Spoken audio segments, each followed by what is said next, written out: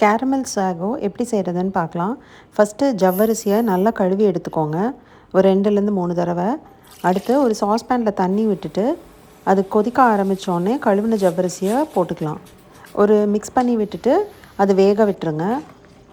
கொஞ்ச நேரத்துலேயே ஜவ்வரிசி இந்த மாதிரி கண்ணாடி பதம் வந்துடும். அப்போது ஸ்விட்ச் ஆஃப் பண்ணிவிட்டு மூடி போட்டு ஒரு 10 நிமிஷம் வச்சுருங்க. அதுக்கப்புறம் எடுத்து வடிகட்டி ஒரு தடவை கழுவி எடுத்து வச்சுருங்க. இப்போ கேரமல் செய்கிறதுக்கு இந்த மாதிரி ட்ரையான பேனில் சுகர் சேர்த்துக்கோங்க. எந்த கரண்டியும் யூஸ் பண்ண வேண்டாம். இந்த மாதிரி ஸ்வர்ல் பண்ணி குக் பண்ணுங்கள். ஸ்வர்ல் பண்ணிவிட்டு அடுப்பில் வச்சுட்டு கொஞ்சம் நேரம் குக் பண்ணுங்கள். மறுபடியும் ஸ்வர்ல் பண்ணுங்கள். இந்த அளவுக்கு தண்ணி மாதிரி ஆகி ப்ரௌன் கலர் ஆனதுக்கப்புறம் அடுப்பில் வச்சுட்டு லோ ஹீட்டில் தண்ணி ஊற்றிட்டு கூட பாலும் சேர்த்துக்கோங்க. நான் காய்ச்சின பால் சேர்த்துருக்கேன்.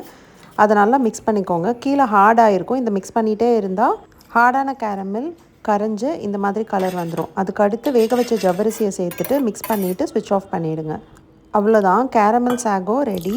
இதை நீங்கள் சூடாகவும் சர்வ் பண்ணலாம், இல்லாட்டி நல்லா சில் பண்ணிவிட்டும் சர்வ் பண்ணலாம். கண்டிப்பாக ட்ரை பண்ணிவிட்டு என்ஜாய் பண்ணுங்கள்.